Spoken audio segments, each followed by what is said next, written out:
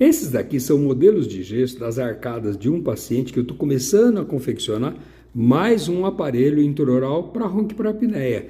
E o que a gente tem de interessante desses pacientes? Cada vez mais eu detecto algumas características que demonstram que o paciente faz bruxismo, que ele aperta muito o dente.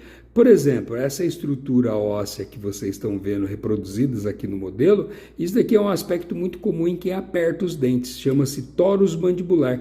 Outra característica interessante que a gente tem são essas retrações gengivais aqui, né, generalizadas no paciente, está aqui, ó. Então mostra que existe aí, né, uma associação muito grande entre pacientes com ronquiapneia, que sofrem de ronquiapneia, com bruxismo.